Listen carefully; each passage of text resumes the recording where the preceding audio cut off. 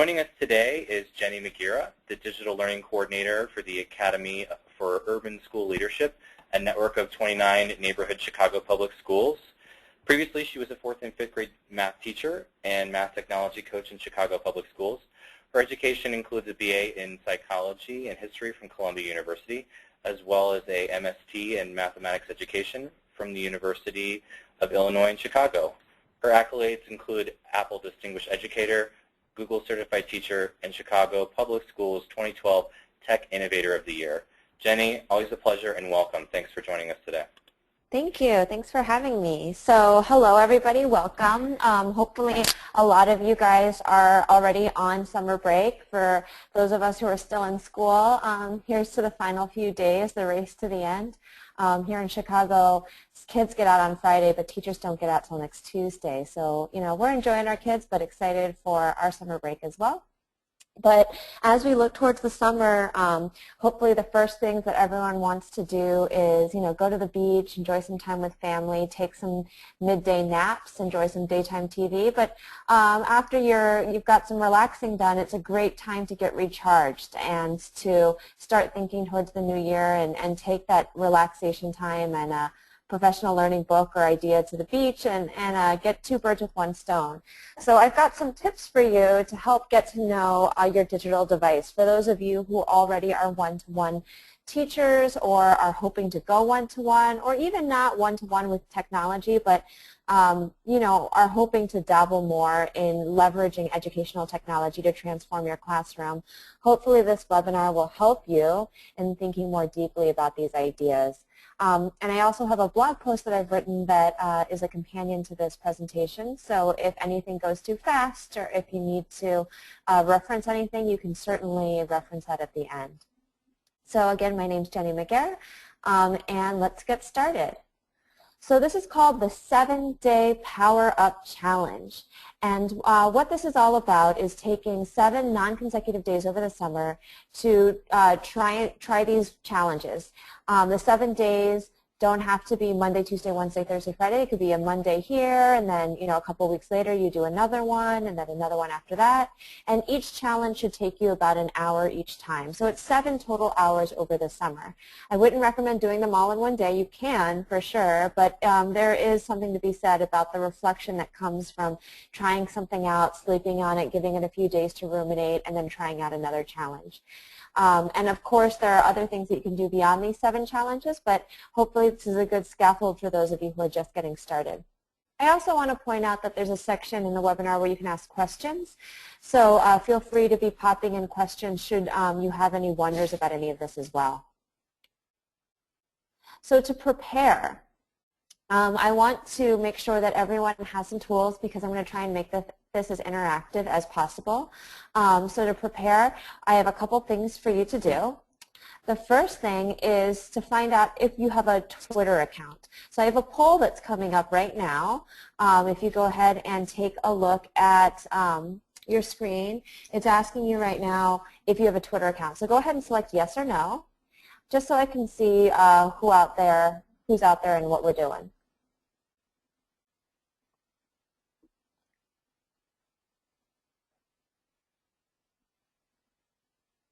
All right, so it looks like we're about a little bit under 50-50. 55% of us have one and 45 don't, and that's helpful. It'll help me think about what to do next in this webinar. It looks like a few more of you guys are voting. Give you another minute. All right, so we ended up at 55-45. All right, great. So if you don't have a Twitter account, what I would highly recommend right now is going to twitter.com and starting one. You don't have to tweet yet. You don't have to share any information. But we're going to talk a little bit about how Twitter can really help you both over the summer to get powered up, but also during the school year to maintain your learning and also to extend the learning of your students. So take a minute right now to open up another window or another tab and go to twitter.com and sign up for a quick Twitter account. It'll really help. And don't worry, you don't have to tweet anything yet. If you're a little bit embarrassed, you don't want to put up a picture, no worries. It takes just a minute or two, and you don't have to share any personal information if you don't want to. So again, that's www.twitter.com. Go ahead and sign up for it. And for those of you who have a Twitter account, go ahead and get that fired up because we're going to take a look at it in a little bit. The next question that I have for you is how many of you already have a Google Apps account? So go ahead and select the following, yes or no. Just wondering how many of you have one. It could be a gmail.com account or it could be an account that's with your district.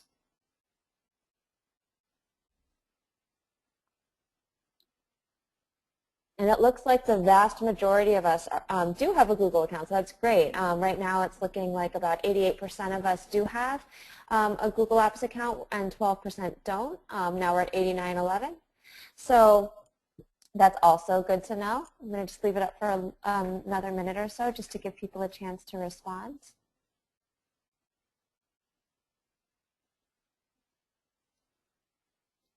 All right, so we're at 90 and 10. Awesome. So we have a lot of people who are already using Google Apps. That's great.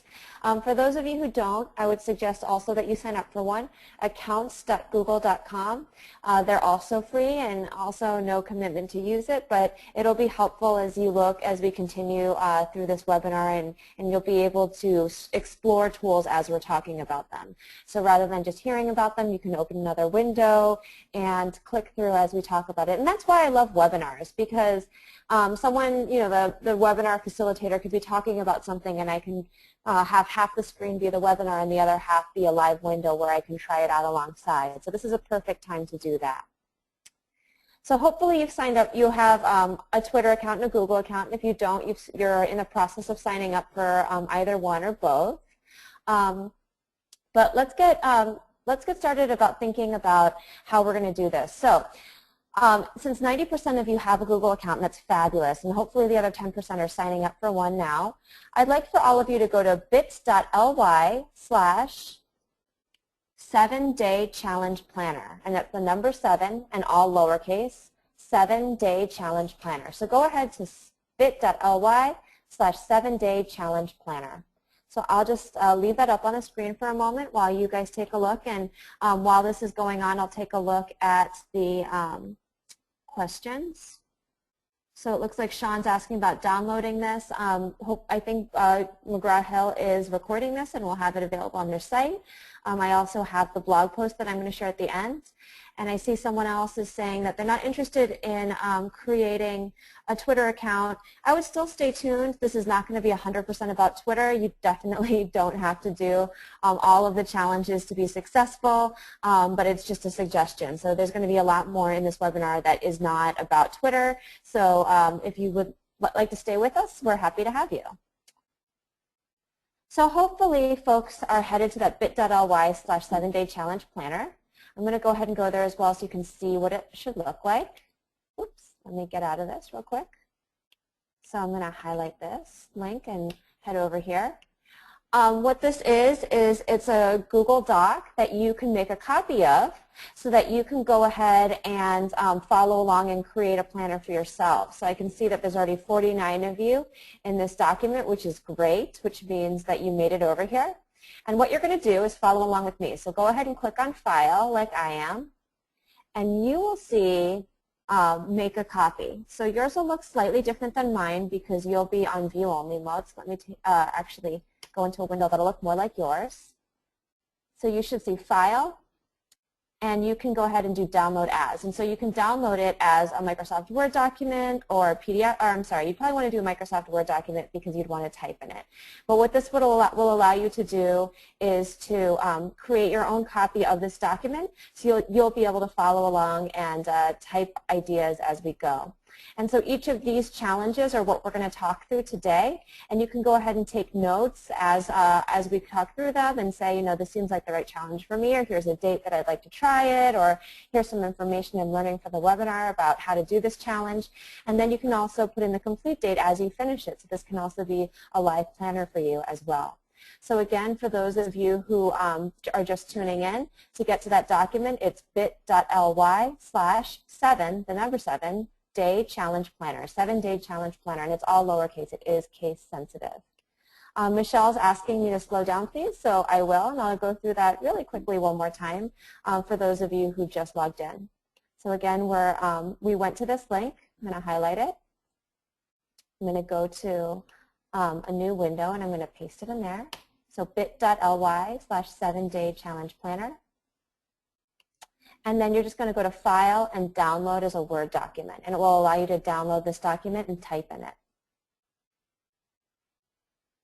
So this can be a planner both for you to follow along with the webinar, but also for you to continue as you learn throughout the summer.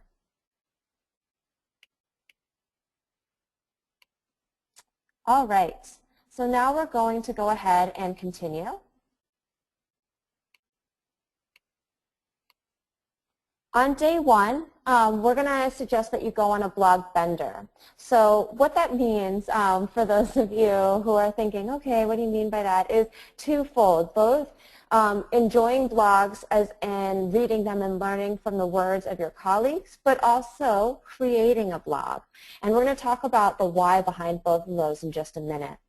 So for those of you who are not familiar with the concept of blogs, they're basically digital journals that folks publish online to share their thinking and experiences. And blogs are not unique to education or educational technology. There are blogs about parenting, blogs about cooking, blogs about fashion, blogs about movies, blogs about a lot of things.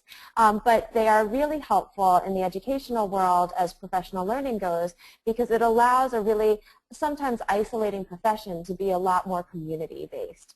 I remember, going into my classroom, trying things out, and my prep was at the same time as all of my grade level colleagues. So if I wanted to see what they did, I would have to take a day off from school or get a substitute. I couldn't leave my classroom to go see what someone else was doing because when I was teaching, they were teaching. But blogs allowed me to share my practice with my colleagues, but also to see into their practice as well, so I can learn tips and tricks and ideas from them. And so finding a good blog or several good blogs to share are really helpful. So there's a lot of different platforms to use out there, but I'm going to share with you 3 of my favorite. One of them is blogger.com, which is in the Google apps ecosystem. It is a Google product. If you have a Google account, you use that Google account to sign into blogger.com, and it has a lot of features. My personal blog, Teaching Like It's $29.99, is actually a blogger blog, and I use it to do all of the setup. And it gives you a lot of options. It allows you layout, it allows you the different types of items that you put on there, images, videos. So you would go to blogger.com, and if you're signed into your Google account, you can just click New Blog, and you can create a title. You can always change the title if you don't like it later, so don't feel super committed to picking something that's perfect.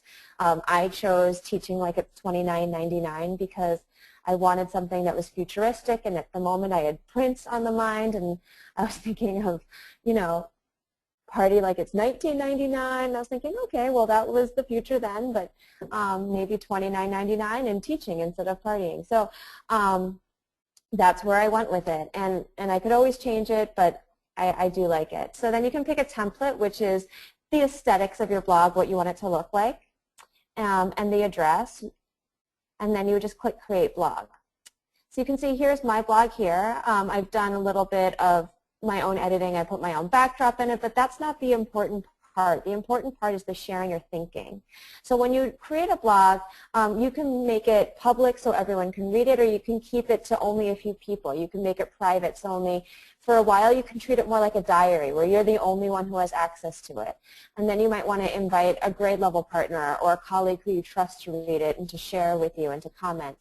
Note that if you do keep it private, it is like a diary, so you're not going to get that collaborative feedback that makes blogging so powerful, the community responses. I remember the first time I started my blog, I was really scared, and one of my colleagues, it was when I was first using technology, it was before I really knew what I was doing, and one of my mentors said to me, you should really be blogging about what you're doing, and I said, that's crazy for a lot of reasons. First of all, the only people who blog are teenage girls. I don't have time for blogging. 2, I literally don't have time for blogging. When I get home, I have to grade papers, I have to go to PD, I have to lesson plan for tomorrow, I have to make dinner, I have to work out, which I never do. I have a lot of other things that I should be doing. I don't have time to blog. But she continued saying that I should blog, and then finally I said, I shouldn't blog because I don't have anything to say. I don't know what I'm talking about. I don't want people to judge me. I'm really embarrassed. I don't want people to think that I'm stupid or have hubris or don't know what I'm talking about. I'm afraid of negative backlash. And my mentor just kept saying, you will learn better by blogging. So I wrote a first blog post, and I want to show that to you really quickly, where I basically said, here I am, I don't know what I'm doing, I'm really scared. And that was all the way back in 2011, in March. And so I wrote this first post to say, here I am, I'm not really sure what I'm going to do. I said, here's what I'm thinking. I'm a little bit scared. And I said, I've got a lot of positive feedback about my practice, but I'm here to learn. And so, it was a space to be really honest. And I got 4 comments right away. And I was really excited to get those comments because they were from people I knew and who I shared my blog with. So they were from a few of my mentors, a colleague, and it made me feel excited right away to see that people out there were listening to what I had to say and were giving me that positive encouragement. Now, several years later, I've blogged quite a lot. I have, let's take a look here, 9 blogs this year, because I've been a little bit lazy, but 33, 50, 63, well over 100, going towards 150 blogs over the past couple years. And while I do have people saying, pushing back on some things, everyone's been incredibly polite. And when they challenge me, they're doing so in an air of, let me help you get better. And I also get comments and feedback when I share ideas and practice that have helped me improve a lot of the things that I've tried. I've also shared challenges on this blog, and I've gotten a lot of support from people who I've never met.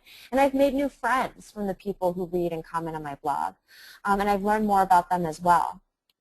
So that's Blogger.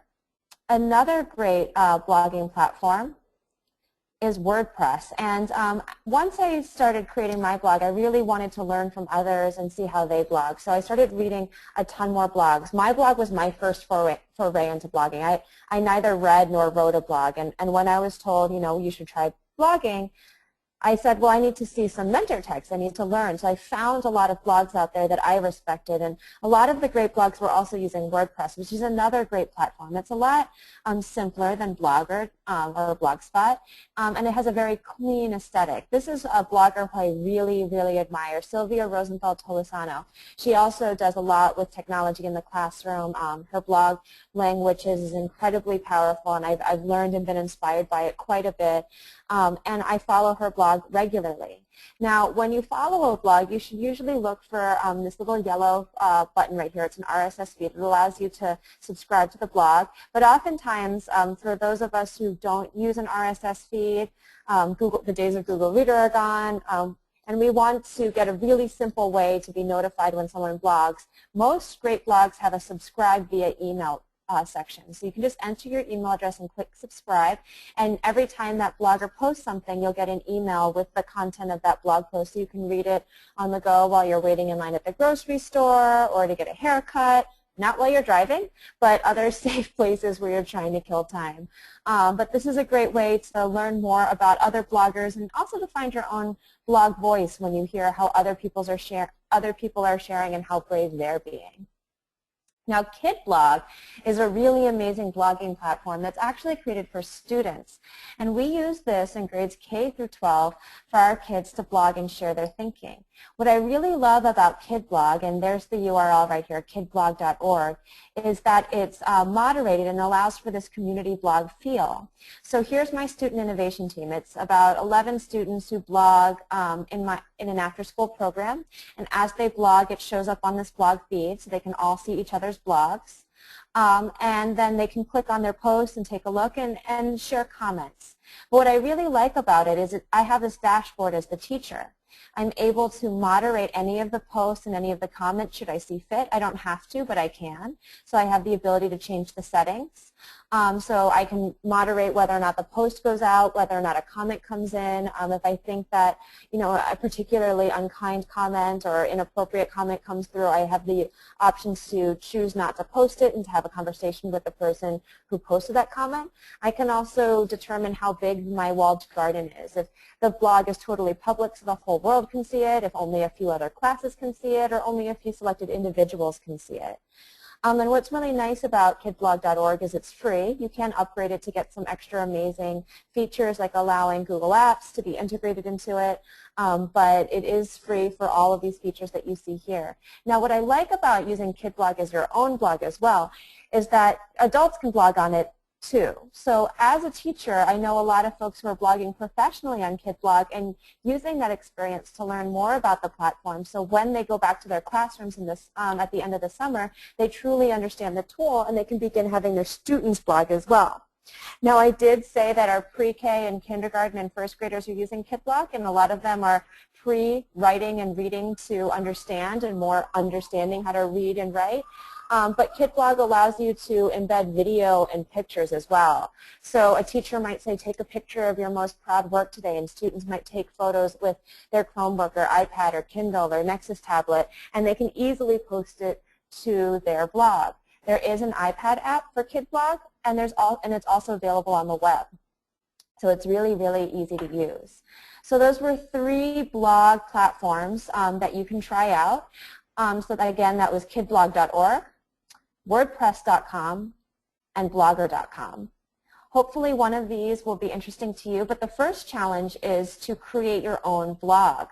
So to just start up the blog, give it a title. If you're really nervous like I would, you don't have to make it public at first. You can just share it with 1 or 2 other people. It could be your mom or your best friend, and just use this time to reflect. And I have to say, I really resisted blogging for a really long time, but I've become so much more reflective and better about growing as an educator and entering this really scary foray of technology in the classroom because I blog. And it's been one of the most powerful experiences for me, and especially if you're going to embark on a learning challenge over the summer, having a place to reflect on that learning is very important. So that's the first challenge, create a blog and write an opening blog post. So let's take a moment here to take a look at the questions just to make sure we're not missing anyone. Yep, Sean and Ann are right. If you're logged into your Google Apps account, that document I showed at the beginning, you are able to make an editable copy of. So if you are a Google Apps gal or guy, you can definitely do that instead of downloading a Word doc. Someone asked for the URL to the Google Doc again, and I'm happy to share that while I'm answering these questions. Here it is, the bit.ly/7-day challenge planner. So that's what I was talking about. If you go to File, you can go ahead and download that or make a copy of it. And then I can also see that Julie shared that she follows blogs through BlogLovin app on her iPhone and iPad, which is great. BlogLovin is a great app, BLOGLOVIN, BlogLovin. And it is a great way to aggregate blogs that you follow and to stay up to date with what folks post. So thank you, Julie, for sharing that.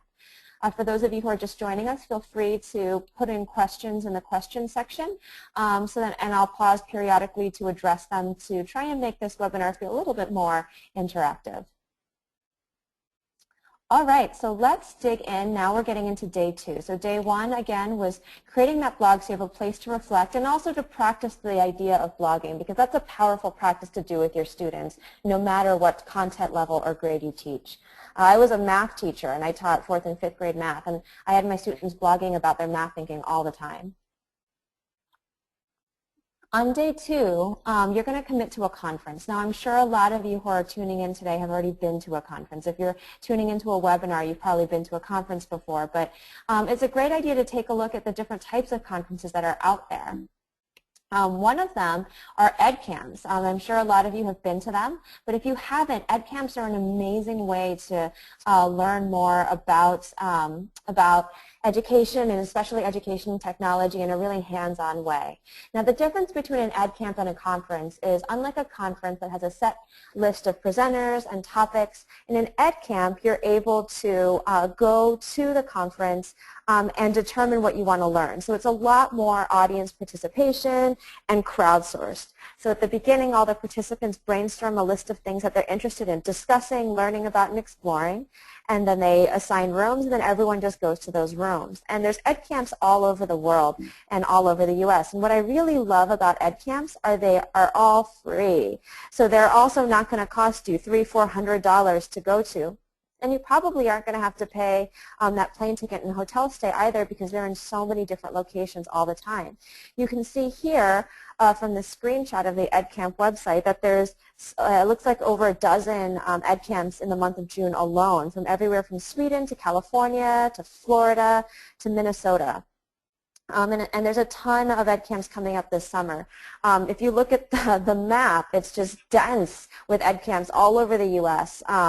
And they're also in international locations too, if you're tuning in from an international location outside of the U.S. So thanks for joining us if you are from out of the country.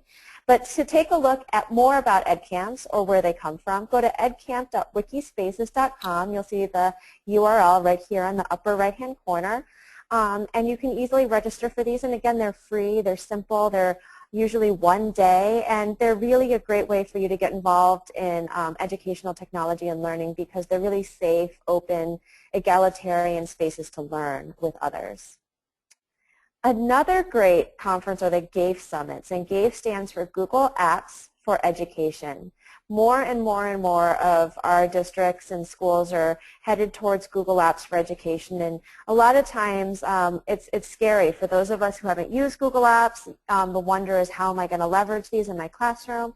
And actually, for those of us who are more googly and might even self-identify as a Google ninja, you might wonder, how can I get better? I've kind of hit this plateau. I understand Docs. I can do Google Forms in my sleep, but what else is there to learn? And a Google Apps for Education Summit is fabulous because it offers a really great slew of differentiated learning, no matter what part of the spectrum you are. If you're a technophobe all the way up to a techno ninja, you can find a perfect session for you. And a lot of them are hands-on and super supportive, and the presenters there are really fabulous. So they happen all over the world, not just all over the U.S., but all over the world. I know that they're coming up soon in South Africa, and they just happened in Australia, New Zealand. There's one in California this weekend, one in Texas happening right now as we speak. So if you're interested in learning more about where they'll be, and if you can sign up for one, go to gafesummit.com, and it's a great place to get the learning. Now, if you're unable to go to one, I would still suggest going to the website, because on the website, in their program, on every session are clickable links with all of the session resources and oftentimes the slides from the presenter. So you can go ahead and take a look and get a taste for what the learning is or will be at that summit, even if you weren't or aren't able to go. So a little pro tip for you there. And then, of course, there's the big conference, the ISTE conference, that's coming up at the end of this month from June 28th to July 1st. It is incredible and huge and a great way to learn and get excited. The first time I went there, it felt like summer camp for adults. There's socials at the end of the day where you can connect with other teachers. I've made so many friends there. I was very scared the first time I went and had to call my grade level colleague and say that I felt like I went through the looking glass. But if you've never gone before, I would strongly suggest seeing if your school could send you, or trying to head that way if you're local, and just trying to connect with all the great folks who are in town. I know some folks who don't even attend the conference, but just, you know, go to the socials and the happy hours and the tweet ups to meet new people and have really interesting conversations about how folks are using technology in their classrooms. So that's another great conference to take a look at. And then blog. So at the end of every challenge, once you've signed up or committed to a conference, go ahead and blog about it. Share which conference that you're going to be going to, why you selected it, what you want to learn there. What's great is if you do want to take that brave leap and make your blog public, you'll see lots of other people who will respond and say, hey, you know what? I'm going to be at the conference. I also teach 4th grade math. Let's sit down and talk about it. I'm also new to technology, and I'd love to see what your ideas are and fears and figure it out. And that was a lot of times what I would do. I'd post that I was headed to a conference and then have a lot of folks saying, hey, let's meet up. Let's meet in the Bloggers Cafe. Let's meet after this session, after the general keynote. I'll meet you in the lobby. And I've had my class Skype and FaceTime and hang out with these people that I met. So again, the blogging definitely can help connect and also help you reflect on the choice of which professional learning opportunity you decided to engage in this summer. On day 3, while you're waiting to head to that conference, I suggest that you start a virtual learning marathon. Now, a lot of times I say to myself, you know what? I really need to start digging into this idea more. I want to learn more about Makerspace, or I want to learn more about how we could do Google Scripts, or teaching kids to code, or Lego robotics. And I think of all these ideas that I'd love to explore when it comes to technology in my classroom, but I think I don't have time. So I'm asking you on day 3 of your challenge to set aside 1 hour of one day and to do 1 hour of virtual learning marathon. And so I'm going to share with you some resources to take a look so that you can know where to get this virtual learning from. A few are YouTube playlists. Now on YouTube, there are a lot more than cat videos and movie trailers. There's also great playlists that educators like you and I have aggregated or curated of short videos to help you learn more about topics. Chad Kafka is an awesome educator from the Wisconsin area, from near Milwaukee, and he's created these 20-second videos to help you understand Google Apps a little bit more. Now, I'm really impatient, and I can't sit around for very long, so I'm very impressed with those of you who've hung in for the past half hour. My attention span is so short, I don't know if I'd still be here, but thank you. But he creates these 20-second videos, which is perfect for me. So you can jump in, get the idea, and then sign off. And he makes sure that the information is small enough bite-sized pieces that it can be taught easily in those 20 seconds. So for those of you who feel that I'm talking fast, or when you're in a PD that it's going too fast, this might be the best kind of learning for you because you can pause and rewind or go to another video to learn more. And to go to his playlist, you can go to bit.ly/Chad20seconds, 20 seconds. So the URL is right there up on the screen, bit.ly/Chad20seconds, and that's his playlist on YouTube. Another great playlist is by another friend, Jay Atwood, who is originally an Iowan. He's from the Des Moines area, but he now is an educator in Singapore at Singapore American School. And his prowess, his secret magic skill is understanding Google Scripts and add-ons, those mini programs that can run behind Google spreadsheets to help you do your job easier. They can grade your papers for you. They can create digital photocopies for you. They can do a lot of things that you might not have realized were possible to automate. And so he's created a playlist to not only help you understand what scripts or add-ons are out there, but also how to use them in a very manageable way. And Jay speaks very slowly, and he's very calm and patient, so it's downright soothing listening to his screencasts or videos. And to go to his playlist, it's bit.ly/J, the letter J, add-ons. And so that's his playlist to learn more about Google Apps Script, now being called add-ons. Another great place to look for virtual learning, which aggregates lots and lots of educators thinking, both individual educators like you and me, but also entire educational institutions, is iTunes University. So you do need, an iPhone or an iPad or a Mac to get at a lot of this content. Some of it is available on a PC through the iTunes program, but I would highly recommend, no matter what device you're using, to check it out. It's bit.ly/iTunesu-link, all lowercase, if you don't know how to get there directly. But there is great content on here: videos, textbooks, ebooks, apps, great things for you to take a look at to learn. And actually, the cohort of Apple Distinguished Educators over the past 3 years have been creating a lot of content to put up on iTunes U. I just want to show you really quickly some examples of that content. So if I go to iTunes U link and let it open up, I can see that there's a ton of different resources here that I could head to. But I am going to go ahead and click down here on Teaching and Learning, and it's going to open up iTunes on my computer. And so I can see that there's a lot of great collections on teaching and learning, but there is a special collection called The One Best Thing from the Apple Distinguished Educators. I'm going to go up here and type Apple Distinguished Educators. And I can see that there's a lot of courses up here. So there's apps for students with autism, Flipping the Classroom, The Why, a photography guidebook, Map Your P-Day Pathway, a branding lesson so that students can think about themselves, how to use Apple TV in education, Common Core ideas. And so what's great about this is they're great little courses for you to take a look at to learn more about how to do different things in the classroom using technology. Not all of it are about iPads necessarily. Some of it's more broad about technology and education more broadly. But there's also a series called The One Best Thing. And what this is a series of quick book chapters where Apple Distinguished Educators have said, here's the best thing that I do with technology in my classroom, and I want to share it with you. So on iTunes University, you can find really broad topics or very specific one best thing topics of ways that you can get going in your classroom. And you might spend this hour of digital learning marathon curating ideas and going back and learning them outside of this one-day challenge, but really spend that hour however it sees fit. It might be watching a few screencasts, it might be bookmarking a bunch of things to take a look at later, but commit that hour really to explore. So the last thing that I want to suggest for you to look at are two more places to get learning. One is Google for Education. It's google.com/edu, and there are full courses on this site for you to learn more about how to leverage Google Apps in education, both the devices and the apps.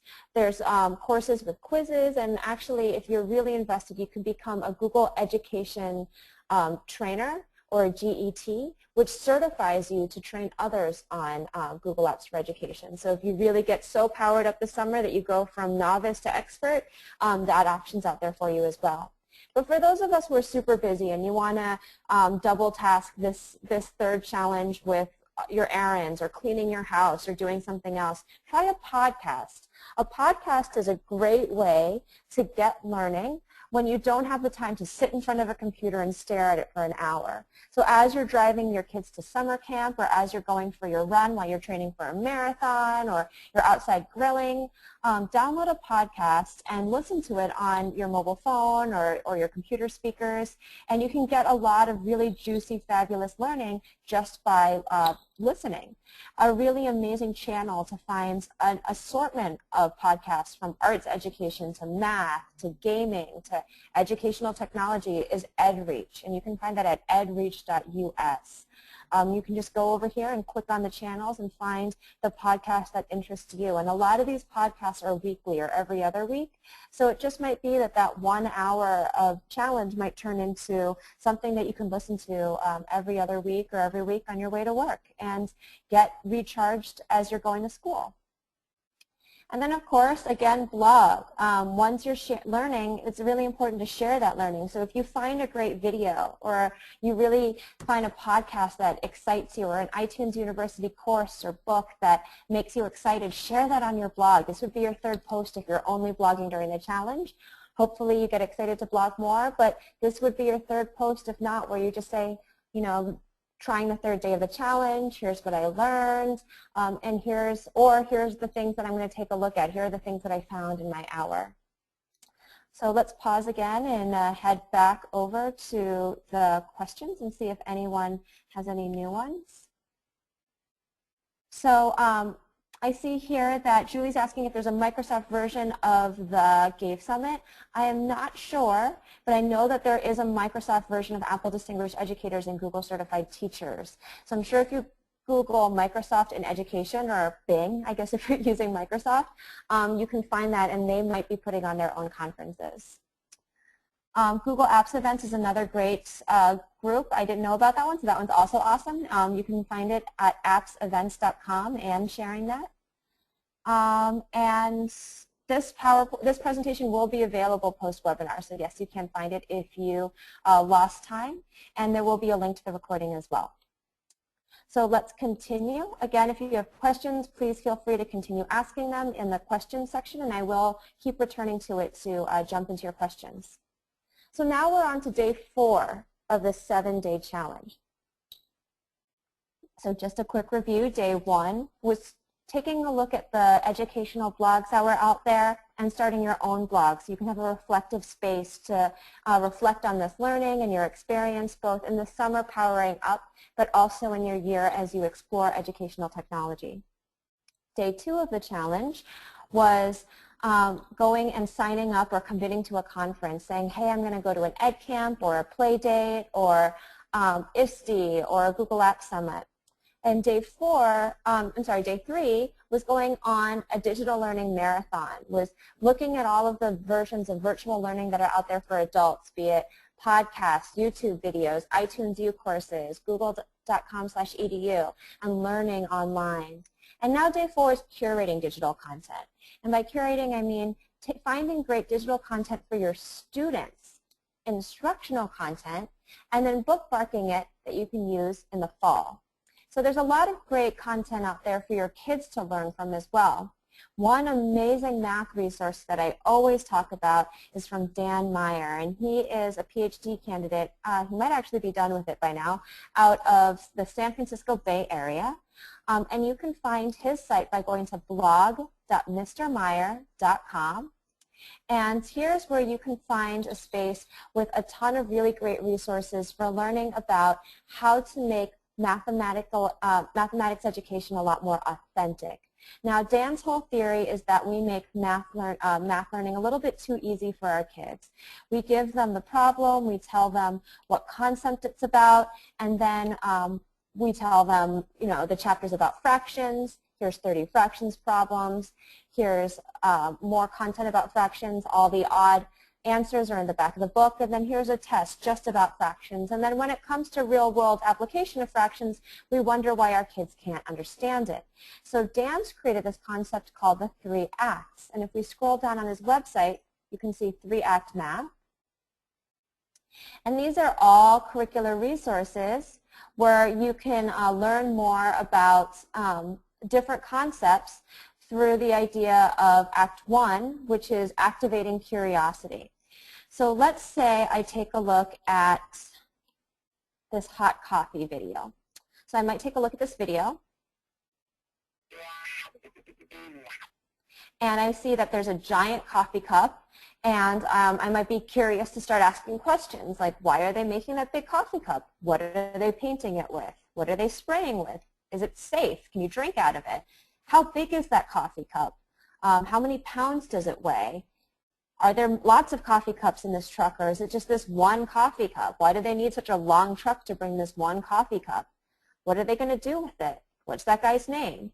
So the idea is the kids keep asking questions, and as the video goes on, you'll see that this guy is saying it's just after 5 in the morning, and they're erecting this display. He has this machine, and the kids might start to say, oh wait, is that a giant coffee machine dispensing products? And then you'll see that they're filling this giant coffee cup with coffee. And at this point, my kids usually laugh, or when I show it to teachers, they roll their eyes. And some kids say, that looks more like soda than coffee. So that was Act 1. It's creating the curiosity. In Act 2, your students are starting to ask questions. So which of these questions can we actually solve? And they might say, what's the surface area of the cup? What's the volume of that coffee cup? At the rate at which they're pouring the coffee in, what temperature will the coffee be at if it started at X degrees? So lots of different questions at lots of different levels of ability. And you can make it really low level, like what are the shapes in the coffee cup for our primary students, and very high level, like that rate of temperature decrease for our older students. And then in Act 3, they solve the problem. After they've determined the question and found pertinent information, they're solving the problem. And Dan Meyer has been great enough to help us with this concept by giving us an entire set of different curricular ideas that we can take and use in Creative Commons to go ahead and dig into this concept. He also has another great resource on his site called 101 Questions. And it's the same idea, but it's just a lot more curiosity-inducing images and videos. So here's a video. I haven't seen this one yet.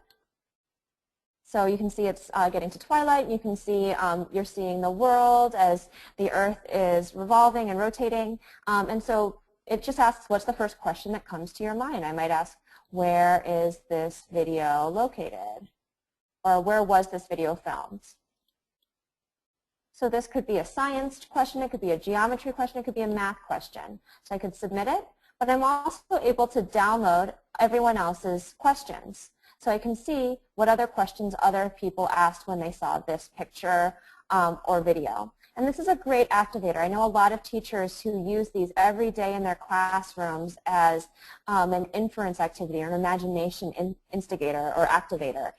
So I have pre-K all the way through 12th grade teachers who use this Dan's 101Q's website, and every day the kids come in, they're really excited to see what the picture or video of the day is. They jump into a Google Doc or a Moto or Schoology discussion forum, or they might just write it on a sheet of paper or Post-it note, and they ask their questions to start getting curious to begin their day.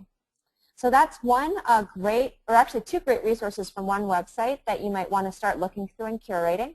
Both math and the 101 Qs is content agnostic. You can find a lot of applications for those for all subjects. Another one is simply youtube.com/education.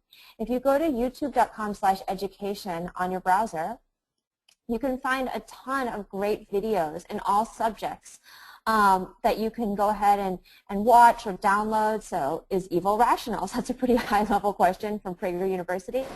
But you can also see there's a lot of primary and secondary objects, or I'm sorry, primary and secondary education videos. There's lifelong learning, mathematics, social studies, history, engineering, humanities, arts. I could click load more and see more.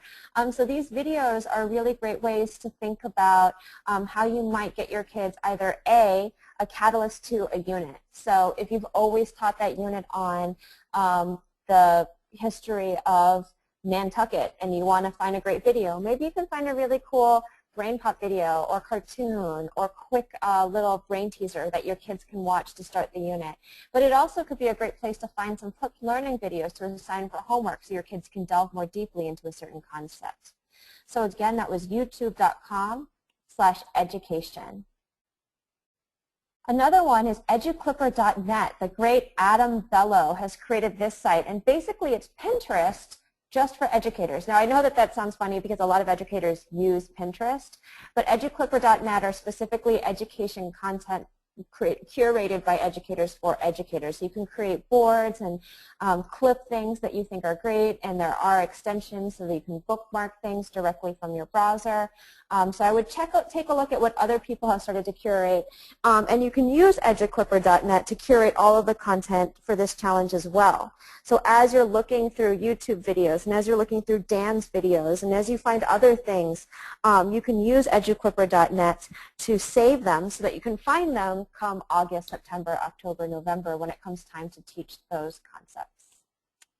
And then, of course, blog. So I'm not going to keep hitting you over the head with it. Actually, I am.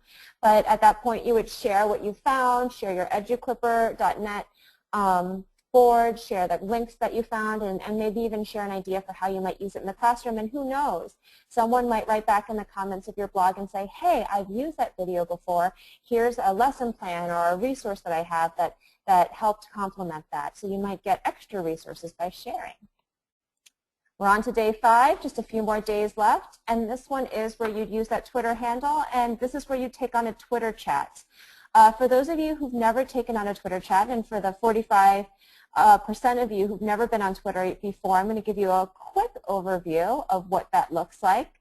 The first thing when I joined Twitter that I wanted to know about was why there were so many different punctuation in Twitter. Why was everyone pound sign or hashtagging everything? Why were there so many RT and abbreviations? What's going on? So a hashtag or that pound sign signifies a topic.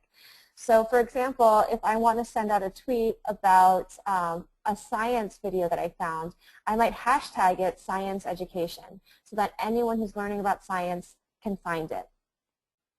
A handle, or that @ sign, is your name. It's your address. It's how people mention you and find you. So for example, my handle is @mcgraw, MSMAGIERA. So that's how people find me on Twitter. If someone wants to make sure I see a tweet, you mention them by putting their handle somewhere in the tweet, and we'll take a look at what that looks like. RT is short for retweet, and that's basically if somebody else tweets out something that you like or wants to share with the people who follow you, you retweet it, meaning you quote them and reshare their message. So there's a lot of different Twitter chats out there, but before we do that, I just want to give you some examples of all of those things. For example, I want to share that the registration and call for proposals is open for the Chicago Public Schools Googlepalooza. So I put the link here, but then I have a hashtag CPS Google because I want all of the tweets about the CPS Googlepalooza to be found. So when I go up to the search and I search hashtag CPS Google, I can find anyone who's tweeting about this Chicago Public Schools Google Palooza and all tweets. Even though I might not know some of these people, I can find all the tweets that they've had. Now, if I click on notifications, these are where people have mentioned me in their tweets. So you can see here, this Jamie Townsend, I don't know Jamie Townsend personally, but he wanted me to see his tweet. So he wrote my Twitter handle in here, @mcgraw-hill. Those aren't just for kids. Doubt I'd get anything done if I had some of those to program all day. And he's responding to a tweet that I'd sent out about my kids waiting for these coding robots to come in the mail. Those are just some examples of what it looks like live in Twitter. But there are Twitter chats that happen on a weekly basis on many different topics.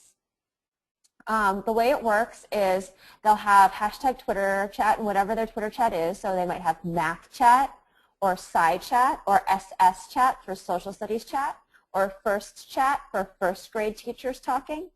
And there's always a moderator, so someone who's asking questions. So if I'm moderating the Twitter chat at 7 o'clock on Sundays, at 7 o'clock I'll type in Q1 or question 1 and I'll ask a question.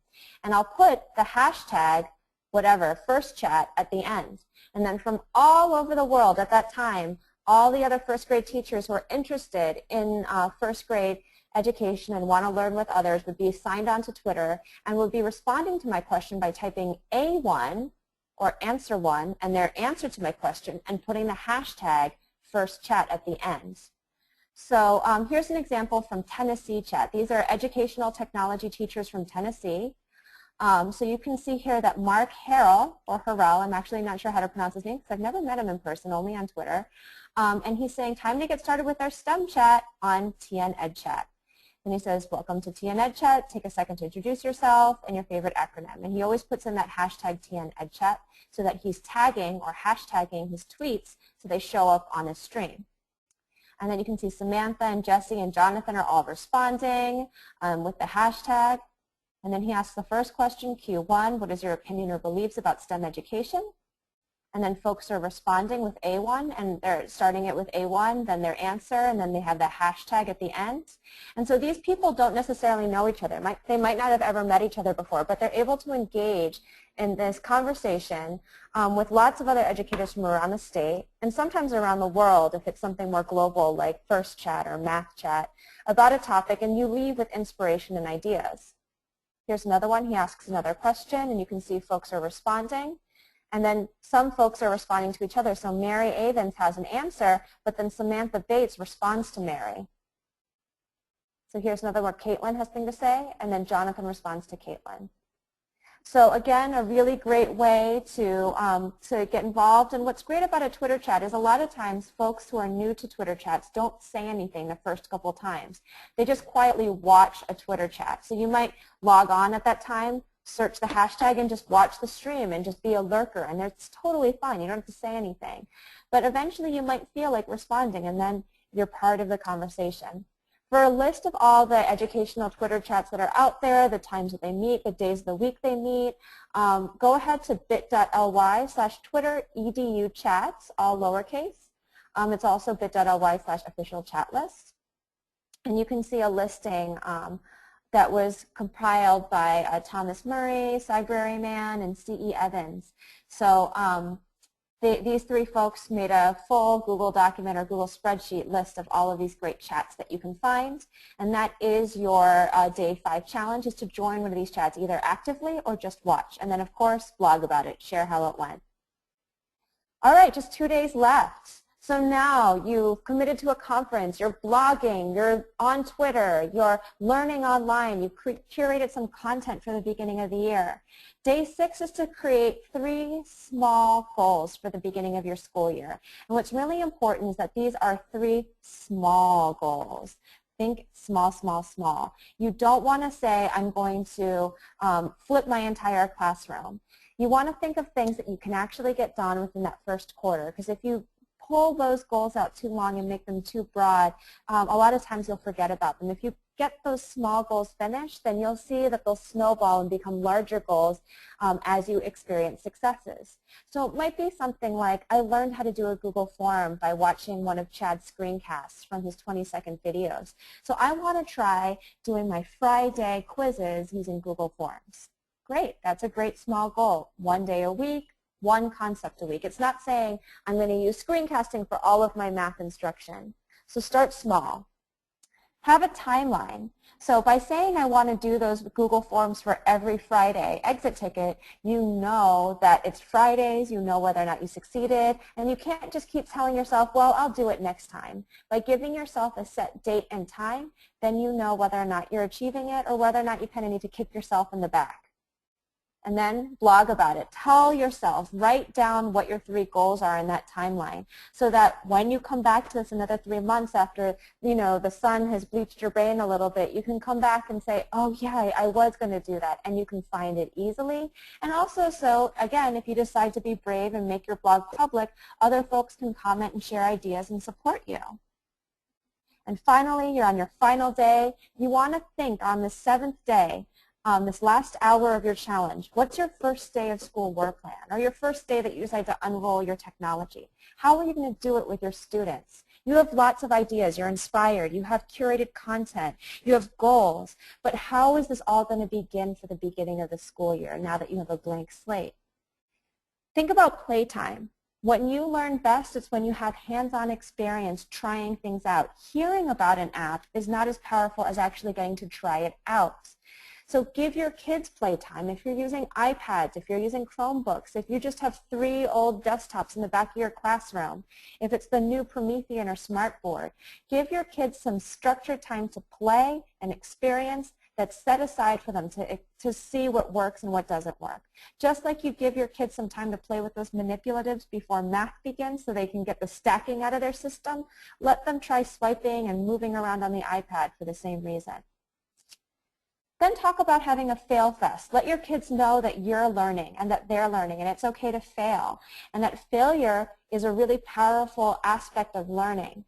And you can only get better when you fail if you know that you're going to fail when you start, and if you learn from the failure and make it into a success. We can tell lots of stories about how chocolate chip cookies and penicillin were all failures and were turned into successes. But for your kids, just make it an environment where it's safe to try something new. It's okay not to get it right the first time as long as we learn from our mistakes and iterate. And finally, consider creating a student leadership team. Consider how you can leverage your students to be mini student teachers in your classroom. Find those kids who are really excited about the technology and recruit them into your goals, those 3 small goals, and help them to help your other students who are less tech savvy and less brave about jumping in with both feet to see how to use the devices, the concepts, the apps, and allow them to be leaders in the learning. If you make them official roles, then they'll be able to share that learning with their colleagues.